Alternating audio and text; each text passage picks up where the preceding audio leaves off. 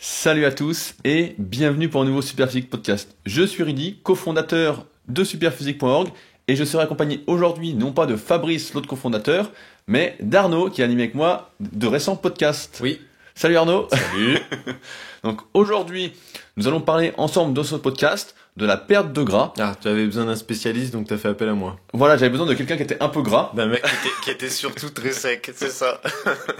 Donc on va voir ensemble dans ce podcast comment perdre du gras, qu'est-ce qu'on doit mettre en place. Donc on va parler d'alimentation, on va parler d'activité physique, de musculation, de cardio-training, de comment on perd de la graisse et enfin comment ne pas reprendre du gras une fois qu'on est arrivé au taux de gras désiré, à l'aspect physique qu'on souhaitait atteindre. Mais avant ça, je sais que vous l'attendez tous, la question indécente de la semaine. Je sais que ça te fait plaisir, donc vas-y. J'y ai réfléchi longuement, donc je tenais à te poser cette question.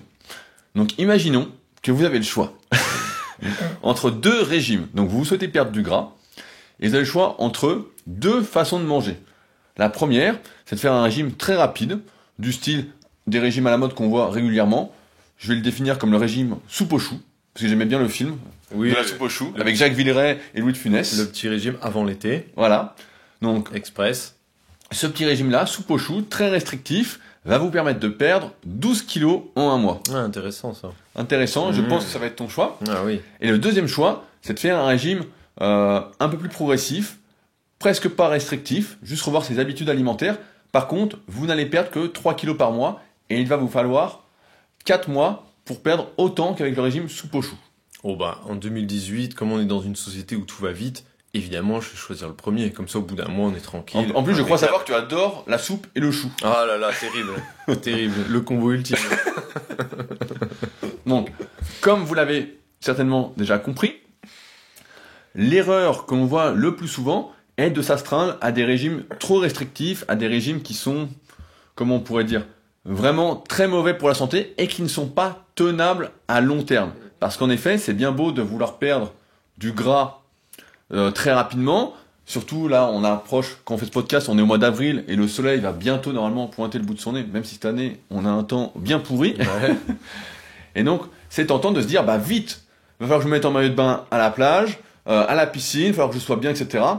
Donc, je suis pressé, donc je fais ce régime à la mode du moment qui permet de rapidement maigrir. Ouais, mais sur une pensée à court terme, pourquoi pas? On verra après que c'est vraiment pas le bon choix, mais pourquoi pas? Parce que tu dis c'est pas tenable sur le long terme. Mais on s'en fout parce qu'on nous a promis qu'en un mois c'était torpillé. Un mois tu peux te sacrifier et puis réussir à le faire, quoi. Et la question, c'est le après. Bah oui. On verra en fin de podcast. Et c'est pourquoi, avant toute chose, il faut bien comprendre, c'est que la perte de graisse, si aujourd'hui vous êtes trop gras, que vous n'avez pas le taux de graisse désiré, l'apparence physique que vous souhaitez, eh bien, ce qu'il faut faire, c'est déjà revoir son alimentation, revoir ses habitudes alimentaires et plutôt miser sur le moyen et le long terme, parce qu'encore une fois, c'est bien d'être présentable pour l'été, mais c'est mieux d'être présentable pour sa vie. Ah, très bien ça. Bon, et putain, je vais pouvoir faire logoter un t-shirt. Ça serait bien, ça sur un maillot, quoi. Et avant déjà d'entrer dans le détail, on pourrait déjà définir ce qu'est être trop gras, en fait. Oui, c'est vrai. Donner des chiffres. Bah, après, chaque individu a un peu ses propres repères en fonction de son expérience, de ce qu'il vise, etc. Bah, ses souhaits. Alors, il y a des considérations esthétiques, mais on peut aussi, si on veut donner des chiffres, bah moi je considère, on en avait parlé dans le premier podcast qu'on a fait ensemble sur le naturel, bah que il y a de grandes chances, si j'ai pas vu tes photos, mais si tu me dis que t'es pas un énorme sportif, si déjà t'es au-delà d'un ratio taille-poids, il y a de grandes chances que tu sois en surpoids. Ah bah tiens, ça me rappelle, j'ai une anecdote D'accord. pour commencer. Il y a peut-être 2 mois, j'avais eu une consultation téléphonique d'un jeune, Ouais. je sais plus comment il s'appelait, j'ai plus son prénom, Thibaut. Mhm. Voilà, Thibaut, qui avait pris une consultation téléphonique donc sur mon site et qui voulait qu'on revoie sa diète ensemble parce qu'il souhaitait prendre du muscle. Et donc Thibaut était justement dans ce cas-là, faisait 1m80, 82 kilos, et me dit voilà, je souhaite grossir, donc il débutait la musculation depuis 6 mois, et il voulait prendre de la masse, comme tous les individus qui se mettent à la musculation en général, qui se trouvent trop fins, donc l'inverse de ce qu'on va voir aujourd'hui. Et donc je lui dis bah écoute, avant de faire ta diète, est-ce que tu as une photo de toi, torse nu, pour que je vois ton taux de gras, parce que je lui dis justement ton ratio taille-poids est déjà assez élevé, pour quelqu'un de naturel, 1m80, 82 kg, surtout au bout de 6 mois, Ouais. c'est déjà pas mal quoi. Et donc il m'envoie une photo et je vois effectivement que il est déjà un peu trop gras pour se lancer dans une prise de masse. Et je lui dis alors ce que tu dois faire maintenant, comme tu débutes la musculation, c'est non pas maigrir, parce que tu étais dans un taux de graisse normal, il était propre, comme on peut dire, Ouais. même s'il avait quelques kilos en trop d'un point de vue culturiste, si on va dire ça comme ça. Mhm. Et donc je dis, bah voilà, tu dois surtout pas grossir, et tu dois plutôt garder ton poids, voire perdre très légèrement ouais. du poids, pour justement être bien. Il me dit, mais comment je vais faire pour prendre du muscle, je débute, faut que je grossisse absolument, etc. Et je dis, non, l'erreur là, c'est que tu es trop gras actuellement pour pouvoir grossir et faire en majorité du muscle. Parce qu'on sait que plus on est gras, au-delà d'un certain taux de gras qui est propre à chacun, mais en gros, si vous êtes au-dessus de 15-18% de gras, c'est-à-dire que vous ne voyez plus du tout vos abdominaux, que... Vous avez les bonnes joues. voilà, bah, certains ne stockent pas dans les joues, on en parlera juste après, mais si on est dans ces taux de gras-là, et plus, et bah forcément, dès qu'on va grossir, on va faire majoritairement du gras, et dans ce cas-là, ça n'a pas d'intérêt. On fait de la musculation à la base pour prendre du muscle, pour être en meilleure forme physique, etc. Et donc là, bah, il était un peu déçu de se dire, ah, mais attends, comment je vais faire? Je croyais prendre des kilos de muscle, etc. Et en fait, non, tu as plutôt des kilos de gras à perdre pour justement optimiser ta prise de muscle quand tu vas grossir, que ça fasse plus de muscle plutôt que plus de gras majoritairement. Même si ça en fera quand même. Oui, même ça en fera quand même, parce que surtout quand on veut grossir, qu'on est jeune, on croit toujours qu'on va prendre du muscle rapidement, alors que... Donc tu lui as donné la formule à la fin de la consulte ou pas? Tu sais, la formule qui consiste à transformer le gras en muscle. Ça transforme les cellules. Non, tu l'as pas dit? Non. Ah, tu gardes tes secrets pour toi. Voilà. Quel salaud. Mais effectivement, quand on est déjà à taille poids, et comme on en avait parlé dans le podcast sur le naturel, ben, on ne conseille pas de faire une prise de masse, et qu'en général, à moins que vous soyez très doué en musculation, que ça fasse plusieurs années que... Un grand sportif, quoi. Voilà, un grand sportif. Ouais. Alors, en général, c'est sûr que... Mais en général, bon, taille poids, si tu débutes, il y a une couille, quoi. Voilà, c'est que t'es un peu gras, et dans une optique de santé, de performance physique, etc., c'est sans doute pas la bonne idée que de partir sur une prise de masse. Donc déjà, donc tu as compris, si t'es déjà à taille plus 10, taille plus 20, déjà tu reviens à un ratio, et après, ça dépendra de la photo et puis de l'esthétisme. Peut-être que pour certains, taille poids, comme tu viens de le dire, pour Thibaut, ça suffit pour démarrer correctement et se lancer. Peut-être que d'autres, faudra quand même descendre encore un peu, quoi. Faudra peut-être encore creuser à taille moins 5. Voilà. Moi, je dis toujours la limite taille moins 10. Faut pas aller au-delà, quoi. Parce qu'après... Ouais, après, c'est ça qui est dur. Ça dépend quel âge vous avez. On en a parlé dans le podcast sur le vieillissement, mais si pendant 40 ans, vous avez été très gras, quand vous mettez à la musculation, vous n'arriverez jamais à taille poids sec de manière naturelle.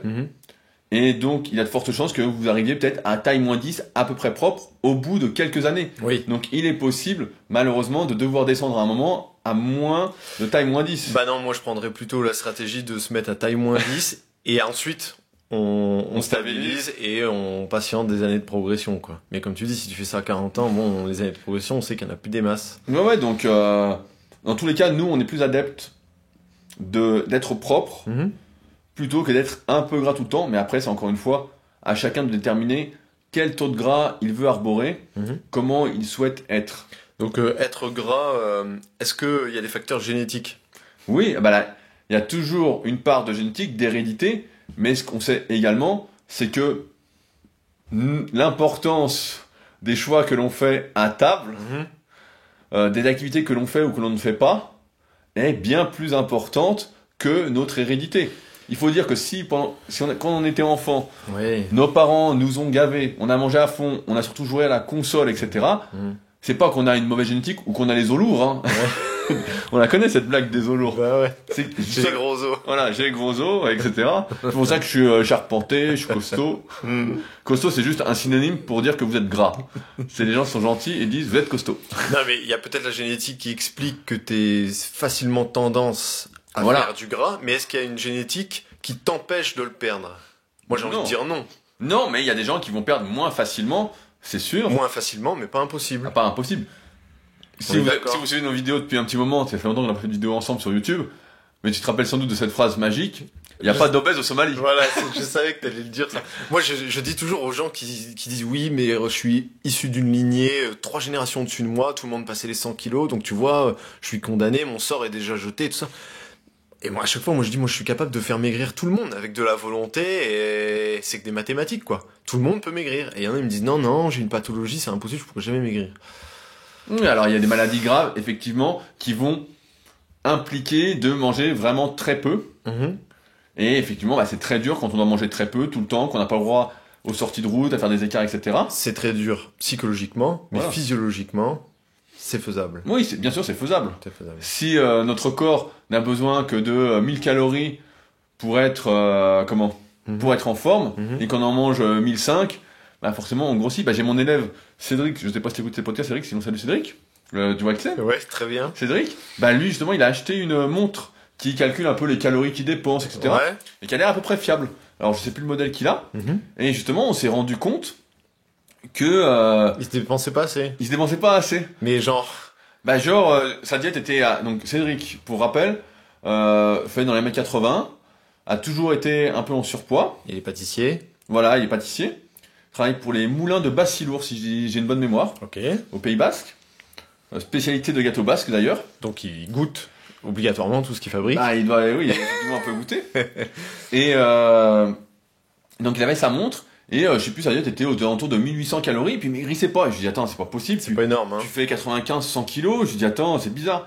Puis un coup, il a acheté cette montre, Mhm. et il s'est rendu compte en fait qu'il dépensait 1300, 1400, des fois 1500 calories, mais pas plus. Et donc en fait, avec 1800, il était au-dessus. Mais pourquoi il bouge pas Bah ouais, en fait, ça bouge pas. Il bouge pas, tu vois, il est là. Il fait rien de la journée, d'accord. Bah, son boulot, ouais, fait que Bah- il dépense rien. D'accord. Et donc, à un moment, donc là, en ce moment, bon, il a un peu craqué, il me l'a avoué ce matin. Ouais, il en a un peu marre de rien manger, quoi. Et à un moment, il a mis des efforts, il a mangé moins de 1500 calories, et puis il maigrissait. Mais c'est vrai que ça fait quand même très très peu. Ah oui, ça fait pas beaucoup. Bah, Hein. faut manger beaucoup de légumes. Bah, 1500 calories. Si le mec, pour combler la faim, il divise ça sur 5 repas, il reste pas grand chose. Ouais, ah bah, faut pas faire 5 repas, c'est sûr. À ce rythme-là, puis il faut manger beaucoup de légumes. Mais tout ça pour dire, en fait, que on voit là, bah, par exemple avec Cédric, que les antécédents jouent énormément quand même sur la vitesse, entre guillemets, de notre métabolisme, sur ce qu'on brûle ou pas, Mhm. que nos habitudes, surtout nos anciennes habitudes, jouent également. Si on a toujours été habitué à manger beaucoup, à faire plein de repas de famille par exemple, à aller souvent au resto, bah, ça joue, et puis aussi bien dans le choix des aliments, hein, Ouais, bien faut sûr. bien le dire. Et puis que les activités journalières, encore une fois en dehors de la génétique, même s'il y a une petite part là-dedans, bah, que les activités journalières jouent énormément. On s'en rend pas compte, hein. Moi, j'ai déjà eu le cas avec des personnes qui me disaient, mais c'est bizarre, depuis que je suis au chômage, je vais toujours faire mon sport, j'ai rien changé, mais simplement ne plus aller au bureau, bah, j'ai pris du poids. Ou je maigris moins vite. Mais j'ai dit, mais tu te rends pas compte, le simple fait de sortir de chez toi, si tu faisais ne serait-ce qu'un petit peu de marche pour aller au boulot, ou t'étais actif, ou un petit peu nerveux, ou un petit peu en activité au boulot, que d'être dans le canapé à regarder un feuilleton, eh ben, mine de rien, ça fait des calories quand même. Ça fait une différence. Ah oui, ah bah c'est sûr que ça fait une grosse différence. Et c'est pour ça, pour ça que là, je voulais en parler un peu d'entraînement en musculation, parce que je vois beaucoup de personnes qui, justement, donc Cédric s'entraîne 4 fois par semaine, et c'est un bon exemple, je trouve. La musculation, souvent, il y a des débats pour dire est-ce que c'est du sport, est-ce que c'est pas du sport, est-ce que c'est une activité physique, Mhm. etc. Et j'ai envie de dire que, malheureusement, la plupart du temps, la musculation, les séances de musculation ne brûlent pas tant de calories que ça. Alors, à moins de faire les cuisses ou le dos, des gros muscles, avec des mouvements polyarticulaires, etc. Il faut dire que beaucoup d'exercices qui sont réalisés en musculation, notamment aujourd'hui, où la musculation est devenue une mode, où c'est de faire les pecs, les bras, les épaules, etc. Mhm. Ce ne sont pas des exercices demandant énergétiquement. Ce sont des exercices où on est allongé sur un banc, où on est assis sur un banc, alors qu'on est déjà assis toute la journée. Donc c'est des Ouais. exercices qui ne brûlent pas tant de calories que ça. On peut tempérer quand même ton idée. Je dirais, ça brûle pas tant que ça, mais ça dépend du niveau de la personne Oui, et de comment elle s'entraîne. et de son niveau aussi de force sur les tableaux, par exemple. Forcément que moi j'ai la conviction que pour déplacer des charges de bronze, tu utiliseras forcément moins de calories Ah oui. que pour déplacer du titan. Ah oui, bien sûr. Tu vois? Donc Oui. moi je suis convaincu que toi quand même t'en crames des calories. Oui, Même bah, si tu as des temps de repos sur certaines séances à rallonge, tu vas peut-être le cramer en intermittence, mais tu vas quand même en consommer des calories beaucoup plus que le petit jeune qui a 6 mois de muscu. bah, en tout cas, je peux te dire que quand je fais une séance de bras, j'ai pas l'impression d'être fatigué. Ouais, t'as pas l'impression... Ouais, parce que ça fait 17 ans que tu fais ça. Ton corps, il va à l'économie, il a choisi les chemins qu'il fallait, t'es pas fatigué, mais des calories, t'en as dépensé quand même. Oui, bien sûr. Bah, je vois ce que tu veux dire, parce que tu fais du kayak, et tu me dis le kayak, mais Oui, tu brûles beaucoup plus. j'ai une faim de malade, sinon je suis vidé, quoi. Ah oui, oui, c'est complètement différent. Et c'est pour ça que, alors je vais relativiser aussi, la musculation, quand on est au régime pour perdre du poids, c'est intéressant parce que justement, ça aide à prendre du muscle, ça aide à maintenir ses muscles, ça fait progresser, c'est une activité ludique, du moins de mon point de vue. Donc c'est là que c'est intéressant. Si on fait pas de musculation et qu'on souhaite perdre du gras, bah, il y a de fortes chances qu'on perde, qu'on sacrifie pas mal de masse musculaire. Et la musculation en sèche aide d'autant plus quand on fait des séries longues. Non. Mais de où elle sort cette légende? Justement pour cramer plus de calories. Oui, bah c'est exactement parce qu'on transforme. L'idée derrière, c'est de transformer l'entraînement de musculation en un entraînement cardiovasculaire, Voilà.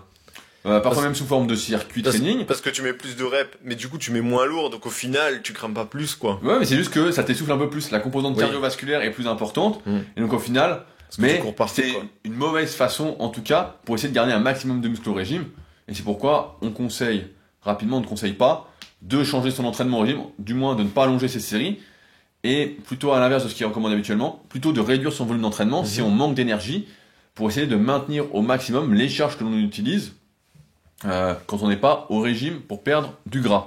Une fois qu'on a été gras un jour, et que suite à nos conseils on réussit à en perdre 10, 15, 20 kilos, est-ce qu'il y a plus de risques de le redevenir? On peut dire oui. Oui, tout à fait. Parce que ça change définitivement le métabolisme. Bah, le problème, c'est que j'ai l'impression, donc je sais pas si c'est confirmé ou pas par des études, mais que lorsque l'on a été gras, en fait, comme on ne devient pas gras par hasard, c'est qu'on mange n'importe quoi, qu'on mange trop, etc.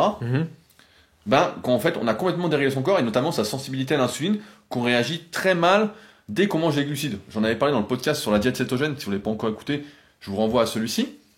Mais effectivement, c'est comme si en fait on était marqué à vie.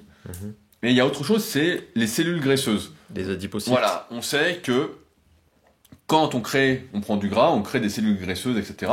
Une fois que les précédentes sont remplies, malheureusement. Et donc, une fois qu'elles sont là, bah, elles ont une tendance à vouloir se re-remplir plus facilement. C'est surtout qu'elles ont une tendance à ce qu'une fois qu'on les a, on peut plus les faire disparaître. Bah, il y a quelques études qui semblent montrer que il est possible.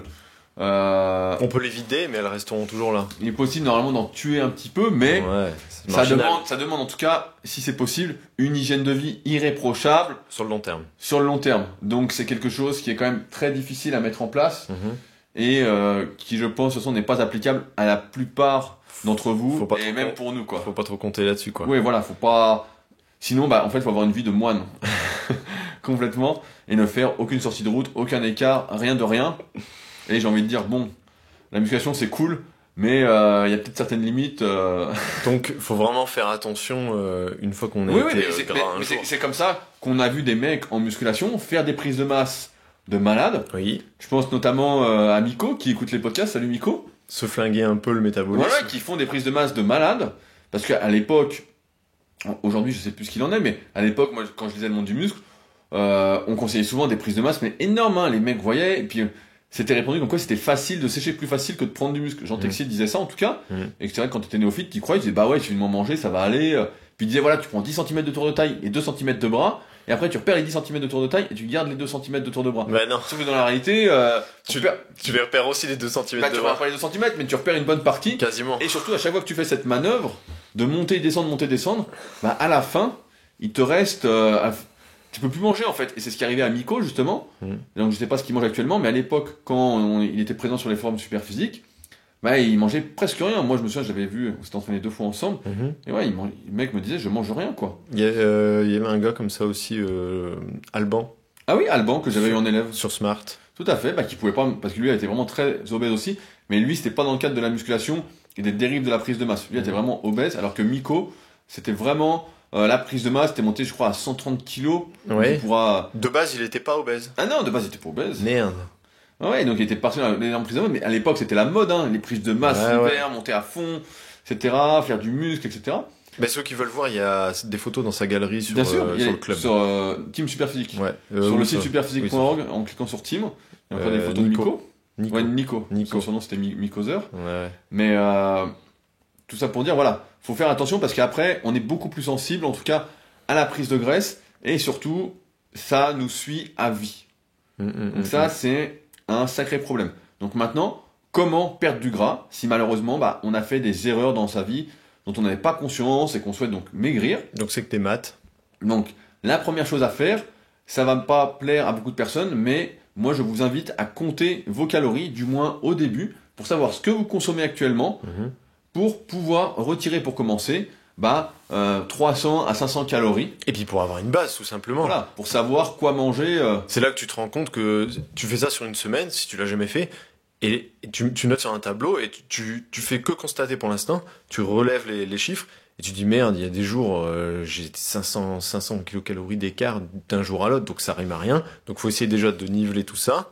Et puis après, il te faudra une base, parce que quand on va te dire, il faut que tu en enlèves 200 par-ci, et la semaine suivante, encore 150 ou 200, il faut bien que tu puisses les enlever de quelque part. Voilà, donc la première chose, c'est de quantifier son alimentation et donc de manger légèrement moins que ses besoins. Comme tu le dis, c'est une question de mathématiques. Mais légèrement moins, donc c'est à combien ?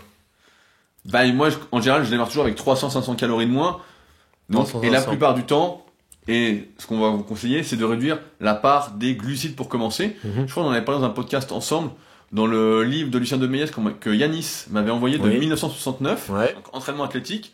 Et dedans, justement, il y avait les bases de la diète pour maigrir, le régime sans hydrates de carbone, que vous appelez ça, qui date de 1628. La méthode Banting, Ok. ça s'appelait. Et déjà, on savait que en réduisant la consommation de glucides, eh bien, c'était la meilleure façon de perdre du poids. Oui, pour les sportifs. Pour l'individu totalement sédentaire qui a une vocation muscu en nous écoutant, je dirais commencer par réduire l'alcool.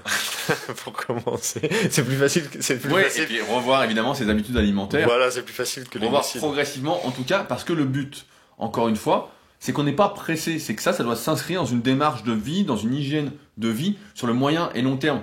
C'est pourquoi j'ai jamais été adepte des sèches très rapides, des régimes très rapides, mais plutôt d'inscrire sur le temps les nouvelles habitudes pour qu'en fait on soit tout le temps bien et qu'il n'y ait pas justement de hausse, de baisse. Et c'est ce qui se passe avec les régimes restrictifs, c'est que en diminuant d'un coup de 2000 calories, on va tenir un petit moment sur la volonté et à un moment, il y aura des frustrations, il y aura des craquages, on va essayer de remanger normalement.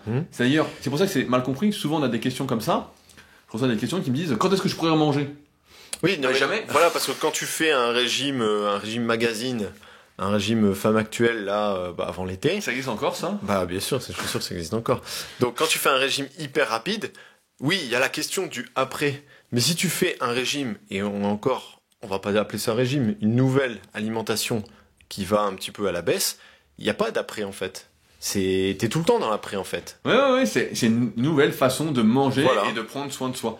En fait, faut arriver à intégrer le fait que perdre du gras, si on est trop gras en tout cas, c'est déjà dans une optique de santé. Avant d'être esthétique et Voilà, sportive. avant d'être esthétique. Donc c'est déjà... Alors après, on n'est évidemment pas contre les prises de masse qui sont honnêtes, c'est-à-dire sans prendre trop de gras, en y allant doucement, etc.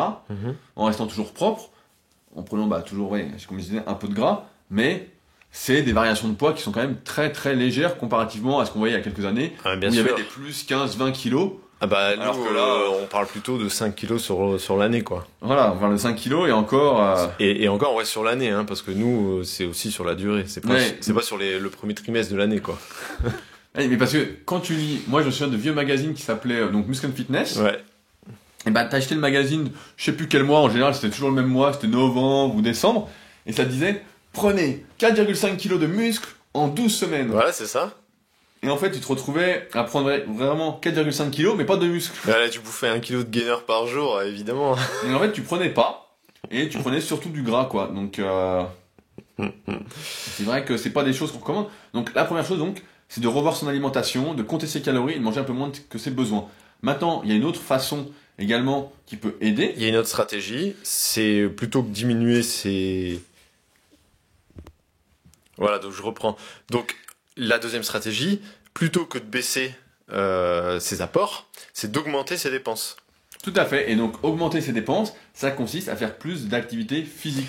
Enfin, attends, augmenter ses dépenses, faut quand même augmenter... On peut augmenter ses dépenses, mais pas aller au McDo quand même. Oui, évidemment. Ah, on est ça ne d'accord. compense pas. Et c'est toujours le même principe, c'est d'augmenter progressivement. Moi, j'aime bien l'exemple des escalators. Par exemple, au lieu de prendre les escalators, je sais pas, si vous prenez le train, ou si vous allez faire des boutiques, je sais pas quoi, plutôt que de prendre les escalators, prenez les escaliers. Mais ça ne devrait même pas exister, les Oui, ça ne escalators. va pas exister, mais c'est pour dire que rien que ça, ou par exemple d'aller marcher. Rien que d'aller marcher, si vous marchez pas de la journée, ça peut être très utile d'aller marcher une demi-heure, 1 heure, etc., de bouger. Donc il faut quand même se caler sur une alimentation correcte, Plus saine. pas spécialement très restrictive, mais Voilà. correcte. Et là, par contre, il va falloir se dépenser. Mais attention, si tu manges déjà 4000 calories, même sain, là, faut pas trop compter parce que pour te dépenser 5000, bon, tous les jours en plus, c'est Voilà. pas gagné. Ça, c'est une autre erreur qu'on voit aussi habituellement, c'est que souvent les gens, quand ils veulent maigrir, eh bien, ils ne changent pas leur alimentation, mais ils augmentent énormément leur activité physique en allant par exemple courir tous les jours. Et ça, pareil, ce n'est pas tenable. Ce n'est pas une stratégie qui est tenable sur le moyen et long terme. C'est pourquoi ça doit encore s'inscrire sur une stratégie de moyen et long terme. Et ça doit vraiment s'inscrire dans de nouvelles habitudes. Si par exemple vous ne faisiez jamais de sport et vous ne faites pas de musculation, vous êtes tombé par hasard sur notre podcast, bah, je vous dirais commencez doucement. Commencez par courir une fois par semaine, puis après 2 fois, puis ça va 3 fois, et puis après, bah, si vous courez déjà 3 fois par semaine, je vous dirais, bon bah, changez d'activité. Voilà, c'est ce que j'allais dire. Changer d'activité, mais ajouter une activité. Pour pas faire la même activité traumatisante les 7 jours de la semaine. Mais cela dit, je trouve que quand même, ça fonctionne mieux si la balance se fait sur la journée. Ah oui. Tu sais, et non pas sur la semaine. Ah oui. Mettons, le mec, il va dire, je sais pas, je suis à 14 000 calories sur la semaine. Je me suis pas dépensé en début de semaine, mais je vais foutre le paquet le week-end, quoi. Ah ouais, bah là, t'es mort. Ça ne marchera pas. Bah, ça va marcher moins bien et il y aura des grosses sensations de fatigue. Parce que quand on mange moins que ses besoins également, bah, on récupère moins bien, on tourne un peu au ralenti. Mais bon, tu l'as dit tout à l'heure en parlant avec la montre. Là, cette stratégie-ci, c'est bien, hein, mais c'est compliqué de quantifier précisément ses dépenses. Ah oui. Bah là, Cédric, a priori, avec sa montre, arrive à peu près à voir. Ouais. Mais c'est toujours de l'approximatif, mais c'est quand même assez fiable. Mais je voulais revenir aussi sur le fait de... J'avais écrit plusieurs articles là-dessus, notamment faut-il faire du cardio en sèche. Nous, on recommande avant tout de passer par l'alimentation et ensuite par la musculation, comme on l'a dit tout à l'heure, pour maintenir un maximum de muscles, pour essayer de continuer à progresser, etc. Oui. Sachant qu'on peut continuer à progresser un long moment, à moins qu'on soit dans le dernier mois d'une sèche extrêmement poussée. Et encore pas tout sur tous les exos. Voilà. Donc normalement, on continue à progresser. C'est pas une excuse de dire je suis au régime et je n'arrive plus à progresser. Exactement. On peut continuer à progresser et on doit continuer à progresser, notamment avec les cycles de progression. Et on vous conseille de rajouter le cardio, d'autres activités physiques, qu'en cas de difficulté. En dernier ressort. Voilà, en dernier ressort, parce que effectivement, faire du cardio, notamment à basse intensité, ben, c'est quelque chose qui est un peu anti-muscle, il faut le dire. On n'a jamais vu un marathonien être énorme. Bah, c'est bien, c'est très bien si tu veux faire maigrir ton cousin sédentaire ou autre, il n'y a pas de souci. Mais comme on fait un podcast pour la musculation, on va quand même rester dans notre thème, et pour la muscu, c'est pas l'idéal. Bah oui, l'activité cardio, notamment donc basse intensité, on voit les physiques que cela produit, et on voit bien que c'est anti-muscle en quelque sorte, c'est pourquoi c'est vraiment quelque chose en dernier recours. Un petit mot rapide sur le cardio à haute intensité, en intervalle training comme on dit, le HIIT. Ouais. Donc là, on a un avis qui est plus mitigé, à savoir que le problème, c'est quand on est déjà sous sa ration calorique. On va dire la musculation, qui est exactement le même effort, ou presque, que le HIIT, eh bien, c'est un peu tendancieux de dire, voilà, le HIIT est plus efficace que le cardio à basse intensité, parce que le HIIT va beaucoup plus vous fatiguer, et comme on récupère déjà moins bien, ben c'est... nerveusement, c'est plus taxant. Ah oui. Et le HIIT impose de fait des efforts un peu plus violents. Ah oui, beaucoup plus violents. Et donc, quel que soit le HIIT que tu pratiques, tu peux limite le faire avec n'importe quel sport, le HIIT. Oui, bien sûr. Et donc, du coup, pour les articulations, c'est plus traumatisant. Et c'est vraiment pas le moment, quand on est vraiment en restriction, de prendre des risques supplémentaires, quoi. Voilà, alors après, si on est en début de régime et qu'on a beaucoup de poids à perdre, pourquoi pas, mais plus le régime va avancer, et plus on est susceptible de perdre du muscle, de moins bien récupérer, de se blesser plus facilement, et donc moins le HIIT sera adapté à la perte de gras. Pour le cardio basse intensité, on peut quand même rappeler la durée. C'est que... Alors c'est quoi déjà la légende? C'est combien? C'est 45 minutes avant de perdre du gras. C'est 45 minutes, c'est alors, ça? Alors qu'en fait, c'est plutôt une histoire d'effort, de filière énergétique, c'est-à-dire que lorsqu'on est en aérobie, en aisance respiratoire, qu'on peut bien respirer, bah la première source, le premier substrat énergétique qui est utilisé, ce sont les lipides. Et plus l'effort va être intense, je crois qu'on en avait parlé dans un précédent podcast sur les temps de récupération entre les séries, plus l'effort va être intense et plus on va passer sur d'autres substrats énergétiques comme les glucides, la créatine, etc. Donc c'est pourquoi le cardio à basse intensité brûle directement, utilise préférentiellement les acides gras plutôt que les efforts à plus haute intensité. Et donc cela dès le début de l'effort. Il n'y a pas d'attente, de mise en marche de ce système. Il n'y a pas une magie qui s'opère de la 45e à la 46e minute. Non, il n'y a pas de... Et puis bon, forcément, si t'en viens à cette dernière munition qui est le cardio, t'en fais pas 3 fois 1 heure dans la semaine. Hein. Parce que là, déjà, si t'es en train de faire du cardio, c'est que c'est vraiment la fin de régime, ou c'est que t'es dans le plus dur, tu manges déjà plus rien, tu fais déjà pas mal de muscu. Donc si tu te rajoutes encore 3 séances de cardio... Ouais, bah après tu deviens presque sportif semi-professionnel. Bah tu vas surtout être mort, quoi. Ouais, bah c'est sûr que si t'as une vie à côté, c'est compliqué. C'est toujours pareil. Le vrai problème, c'est d'arriver à trouver son propre idéal, à tout bien personnaliser. Maintenant, on voulait vous parler d'un phénomène qui est bien connu dans le milieu de la musculation, notamment chez les culturistes depuis maintenant des dizaines et dizaines d'années, et qui pourtant est toujours à débat, c'est la perte de graisse locale. En effet, j'ai mis un article récemment sur mon site, donc je vous mettrai le lien sous le podcast, concernant la perte de graisse abdominale. Et en fait, les culturistes ont remarqué depuis bien longtemps que l'on perdait essentiellement du gras là où on s'entraînait. C'est pour ça qu'il nous arrive de voir des personnes qui ont les bras super secs ou les cuisses super sèches et qui sont, à l'inverse, très gras du ventre. Ouais, j'aime pas trop ce que t'as dit, on perdait préférentiellement. Moi, je dis plutôt, on reprend moins facilement de gras à l'endroit qu'on entraîne le plus. Tu vois la nuance? Oui, mais on perd aussi... Ah oui, je vois ce que tu veux dire. Tu vois? Tout à fait. Parce que la manière dont tu le dis, ça fait un peu magie et tout le monde va, à la sortie de ce podcast, s'allonger par terre et faire des abdos, pensant que ça va fonctionner, en fait. Voilà, alors, le vrai problème, en fait, c'est que on stocke du gras principalement localement, parce que, comment dire ça simplement, notre perte de gras est régulée par des hormones, qu'on appelle l'adrénaline, la noradrénaline, et en fait, les hormones marchent sur notre corps en activant ou pas des récepteurs. Et au niveau de l'adrénaline, donc il y a plein d'autres hormones qui aident à la perte de gras, on dit qu'elles sont lipolytiques, comme l'hormone de croissance, testostérone, etc. Mais en fait, elles agissent directement sur ces récepteurs adrénergiques qui ne peuvent être activés donc que par l'adrénaline. Et ce qui se passe, c'est que lorsque on stocke préférentiellement à un endroit, cet endroit-là, en fait, est infesté, on peut dire, de ce qu'on appelle des récepteurs alpha-2 adrénergiques qui vont, en quelque sorte, restreindre encore plus la circulation sanguine à cet endroit-là, provoquer ce qu'on appelle une vasoconstriction.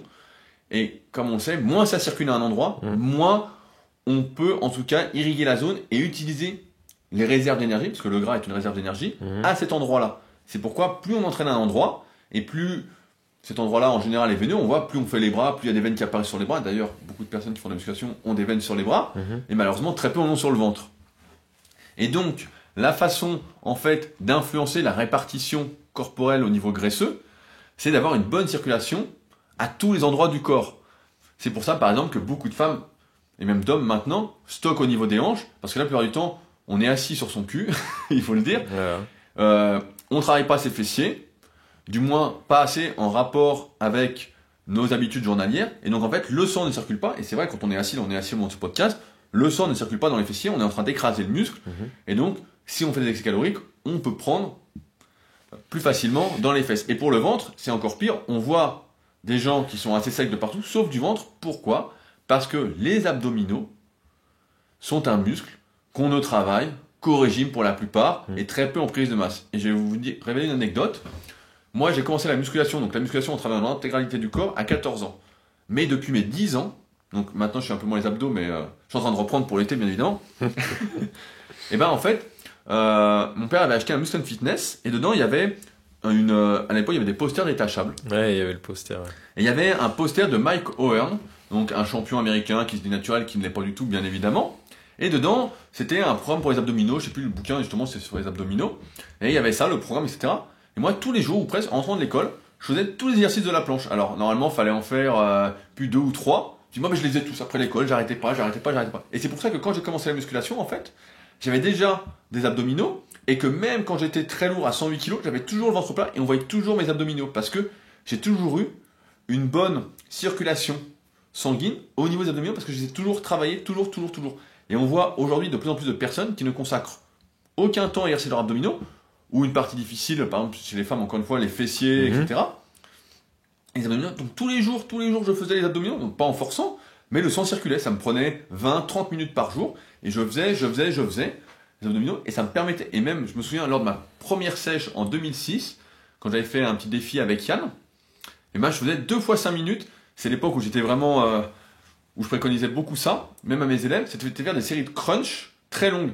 Donc, une fois qu'on était arrivé à 3 séries de 100, je disais, bon, bah maintenant on va les faire au chrono. Donc je faisais 2 fois 5 à 10 minutes de crunch dans la journée. Et c'est vrai qu'un coup, j'avais fait des photos comme ça, je peux peut-être les retrouver, si ça vous intéresse. Et j'avais fait des abdos chez ma grand-mère, je me souviens, c'était l'été. Et je faisais, et un coup, je me vois dans la glace, je dis, putain, toutes les veines, on dirait une photo de magazine, quoi. Les abdos de magazine, quoi. Et c'est vrai que là, quand tu travailles tout le temps à un endroit, bah forcément, tu stockes du gras moins facilement à cet endroit-là.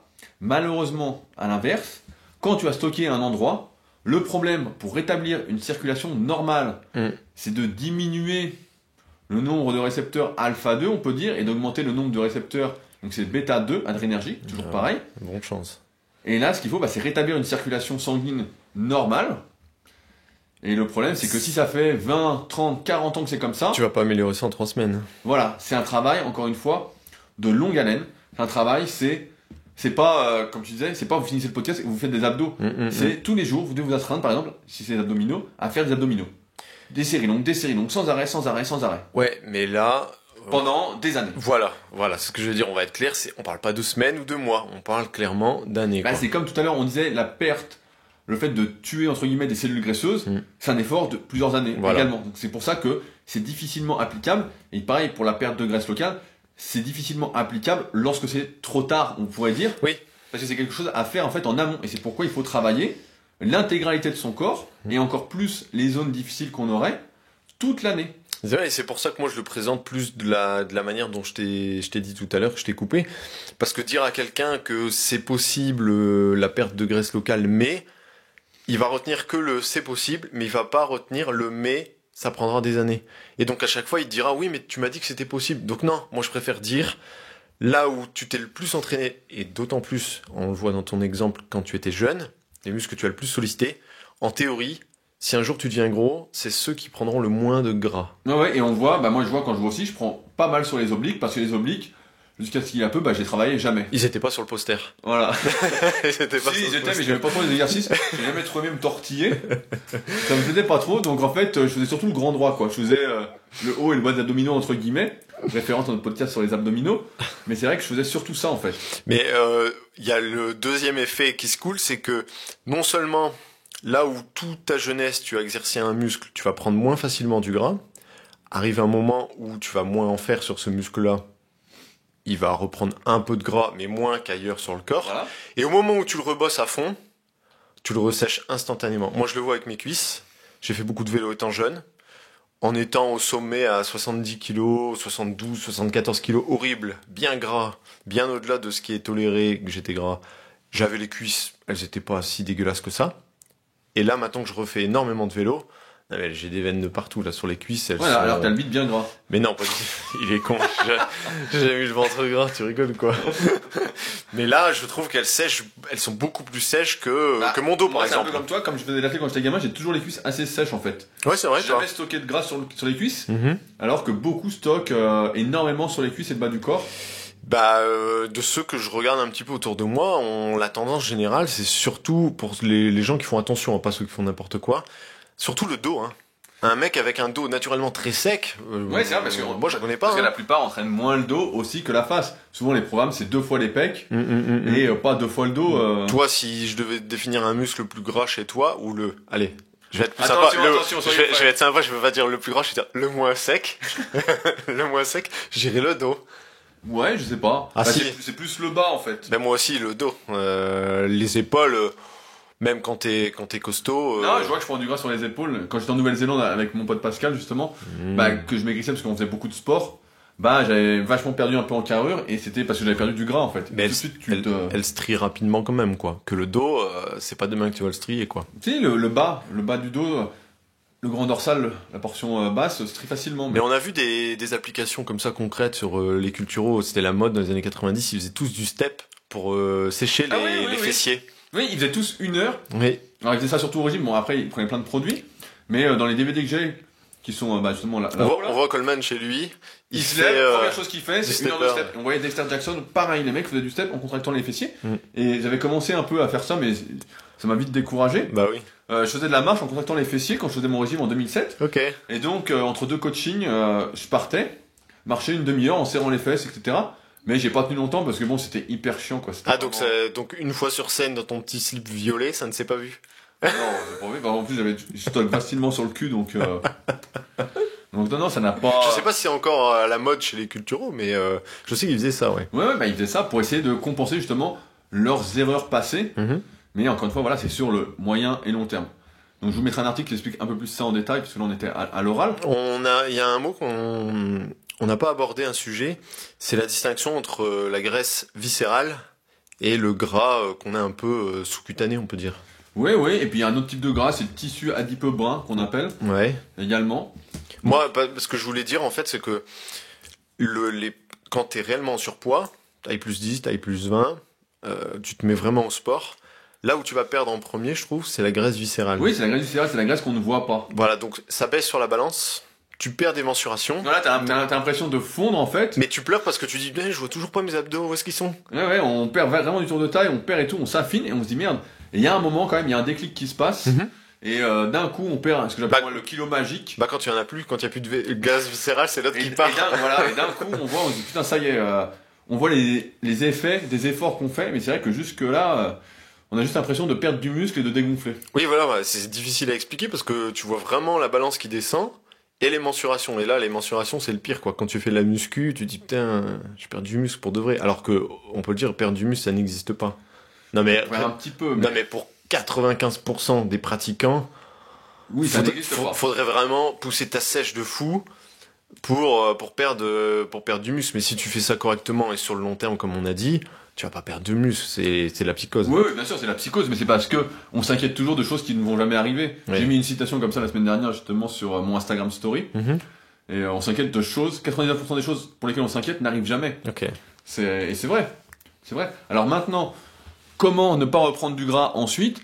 Bah, je pense que vous l'avez compris, quand on cherche à maigrir, bah, on diminue les glucides de son alimentation, en conservant les protéines et les lipides. Et donc, pour ne pas reprendre du gras, il faut garder ses bonnes habitudes et réaugmenter doucement ses glucides jusqu'à arriver à le total calorique dont on a besoin pour se maintenir sur la balance et rester comme on est. Donc, j'ai eu peur, j'ai cru que tu allais me dire, donc la solution c'est de rester au régime toute sa vie. Mais en fait, le régime est un mauvais mot parce que le régime est connoté négativement. Bien sûr. Alors qu'en fait, le régime, c'est tout simplement la façon de manger. On dit régime parce que ouais, c'est dans les mœurs. C'est le mot courant. Mais en fait, je dirais l'hygiène de s'alimenter correctement. Sur ce que tu viens de dire, donc on réintroduit progressivement. Donc quand on dit progressivement, c'est pas jour 1, jour 2, jour 3. Hein. C'est on parle sur la semaine, à la fois, voilà. Les glucides. Mais pour revenir à ta maintenance, revenir à l'équilibre, mais à dépenses caloriques égales. Hein. Parce que si dans le même temps, tu dis, bon, je faisais 2 fois plus de sport parce que je voulais perdre du poids, maintenant que j'ai perdu mon poids, je vais réduire mon sport, ah bah du coup là, tu te retrouves dans le même cercle en fait. Tu pourras pas réaugmenter parce que tu vas faire moins de sport. Si vous arrêtez de faire tout ce que vous faisiez au régime, voilà, ça sert à rien d'augmenter votre diète d'abord. Moi, je vous conseille, en tout cas, si vous continuez à faire les mêmes activités sportives, vous n'avez pas besoin de cardio pour maigrir, etc. La plupart des personnes n'en ont pas besoin, faut le dire. Eh bien, dans ce cas-là, réaugmenter vraiment très doucement les glucides à hauteur de 200 calories la première semaine. Oui. Et de voir ensuite ce qu'il en est en fonction de votre pesée. On a fait une vidéo là-dessus, quand se peser en musculation. Donc de se peser 1 fois par semaine à jeun. Et de voir en fonction de votre pesée ce qu'il en est. Si vous avez pris 2 kilos, bon bah c'est que ça faisait trop. Vous êtes trop sensible aux glucides. Et peut-être que dans ce cas-là, il faut passer par une augmentation des lipides. Ouais, ça me paraît bizarre. On va pas reprendre 2 kilos pour 50 grammes de féculents. Il y a des personnes ça, c'est déjà vu. Ouais, il y a des personnes qui sont hyper sensibles aux glucides. Alors après, les cas extrêmes, évidemment. Mais normalement, on doit pouvoir augmenter les glucides pendant quelques semaines consécutives. Ça devrait passer. Ouais. Avant d'arriver à sa maintenance. Et donc de conserver le physique qu'on souhaitait atteindre, du moins d'un point de vue graisse corporelle. Et si t'avais doublé ton activité physique, juste pour le temps de ta perte printanière, dans ce cas-là, t'augmentes rien du tout. Tu fais simplement que supprimer les activités que t'avais mis en plus. Voilà, et tu vois comment ça se passe. Alors avec la poisse, bah... tu vas remonter. Tu pourras pas manger plus. Tu pourras pas manger plus, et en plus, peut-être que tu vas repartir à la hausse. Peut-être que tu devras manger moins. Donc c'est pour ça qu'encore une fois, on voit bien l'importance de voir ça sur le moyen et long terme, et d'inscrire ça vraiment comme une nouvelle façon de prendre soin de soi, de s'alimenter, et non pas comme sur un coup de tête de se lancer dans un régime très vite. Le pire, c'est ça, c'est de faire le yo-yo. Sans arrêt à faire le yo-yo, on se dérègle, on dérègle sa sensibilité à l'insuline, on dérègle tout, on a des cellules graisseuses qui se créent, on est plus sensible à la prise de gras au moindre écart. Et si on y va lentement, moi j'ai envie de dire qu'il n'y a pas de limite de temps. Ah non, il n'y a pas de limite de temps. On peut être sur une courbe bien descendante, très lentement, hein, sur un an. Moi ça me choque pas de perdre comme ça pendant un an. Ah ouais, mais non, mais on peut être sur un an, même sur 2 ans. Ce qu'il faut, c'est... En fait, comme dans un monde, comme tu l'as dit, qui va très très vite, on a tendance à vouloir être pressé, et la vitesse est une erreur, en tout cas en musculation, que ce soit sur l'alimentation ou l'entraînement. L'hygiène alimentaire n'est pas une activité saisonnière. Tout comme l'entraînement abdominal ou l'entraînement des zones difficiles. Exactement. Ça se fait Voilà. toute l'année. Voilà, c'est toute l'année. Donc voilà pour ce podcast. Donc je vais vous laisser avec plusieurs liens. Donc j'avais écrit pas mal d'articles récemment sur mon site. Donc le premier, c'est comment maigrir en musculation, qui va reprendre les bases de l'alimentation pour ceux qui voudraient les revoir. Faut-il faire du cardio en sèche? Donc deuxième article. Et enfin, comment perdre de la graisse abdominale, qui vous expliquera plus en détail comment fonctionne le stockage et la perte de graisse locale. Également un lien pour ceux qui voudraient consulter mon livre numérique sur le sujet de la sèche. Donc un livre qui va bien plus loin que ce podcast, Oui. pour ceux qui veulent vraiment personnaliser au maximum leur alimentation et ce qu'ils font pour sécher. Et enfin, je vous en avais parlé récemment, et notamment dans mon podcast, le podcast de Rudy Koya, la sortie du tome 3 de la méthode Superphysique ce dimanche. Donc là, au moment où on fait ce podcast, nous sommes le 12 avril. Et donc, mon nouveau livre numérique qui consiste en fait à vous expliquer comment utiliser votre analyse morpho-anatomique pour construire votre programme d'entraînement personnalisé, c'est-à-dire quels sont les exercices que vous devez faire, quels sont les exercices que vous ne devez pas faire, comment régler tous les paramètres de l'entraînement, notamment grâce à la table Superphysique que j'ai inventée entre guillemets. Comme vous le savez, en haltérophilie, il y a la table de Prix-Lepin qui existe, et nous, en musculation, pour prendre du muscle, quand on est naturel, il n'y avait pas de table qui existait. Donc à partir de mon expérience, j'ai codifié la table Superphysique qui vous permettra de déterminer combien de séries, de répétitions et d'exercices que vous devez faire par muscle. Vous y verrez également quand changer de programme d'entraînement, et je vous montre quelque chose qui est très important à mes yeux, une évolution de programme sur 2 ans. Donc en fonction de votre morpho-anatomie, vous avez un exemple de programmation sur 2 ans d'un programme d'entraînement, en partant du stade débutant jusqu'au stade en général intermédiaire, parce que confirmé, très peu arrivent au niveau gold du club Superphysique. Ouais. Donc clubsuperphysique.org pour ceux qui veulent voir les différents niveaux, en 2 ans, mais en tout cas qui peut vous suivre pendant 2 ans. Donc ce sera mon plus long livre numérique. Oui, c'est très très fourni. Voilà, 90 pages, donc plus Ouais. ça va comme d'habitude, plus je m'étale, Ouais. et plus j'en raconte. Comme vous voyez, de toute façon, on est toujours très bavard. Donc ça sort dimanche, et je vous mets également un lien pour ne pas louper sa sortie pour ceux que ça intéresserait. En tout cas, voilà, ce sera des choses, la plupart qui se trouvent dedans, que vous n'aurez jamais vu nulle part, et qui ne sont pas des condensés de mes conseils, mais littéralement l'intégralité de mes conseils sur ce sujet-là. Donc à ne pas louper, à mon avis, si vous êtes passionné de musculation naturelle et que vous souhaitez arrêter de perdre du temps et de vous blesser. Je finis par vous remercier parce que cette semaine, vous êtes nombreux, plus de 10 à avoir laissé un commentaire sur ce podcast. Ok. C'est vraiment énorme. On atteint les 165 commentaires Oui. sur le Superphysique Podcast. Et le classement catégorie sport est pas mal non plus. Oui, bah ça change chaque jour, mais D'accord. à un moment on était 9e avec ce Superphysique Podcast. Donc ça c'est grâce à vous. Et c'est vraiment un super service que vous nous rendez de laisser des commentaires sur l'application donc podcast si vous êtes sur iPhone ou iTunes si vous êtes sur PC en tapant Superphysique Podcast et en laissant bien évidemment 5 étoiles. Sinon c'est pas la peine. Je préfère vous le dire d'avance. Si ça vous plaît pas, n'écoutez pas. Et donc si certains d'entre vous ne l'ont pas encore fait, on vous remercie d'avance de nous rendre ce petit service en échange du temps qu'on prend et des conseils dans la bonne humeur qu'on vous donne. Exactement. Et c'est de ça dont dépend aujourd'hui le plus le succès de ce podcast et, je sais pas comment on peut dire, l'évolution de celui-ci. Et si vous n'êtes pas sur Apple, sur l'iOS, eh ben, abonnez-vous sur la plateforme où vous écoutez ce podcast.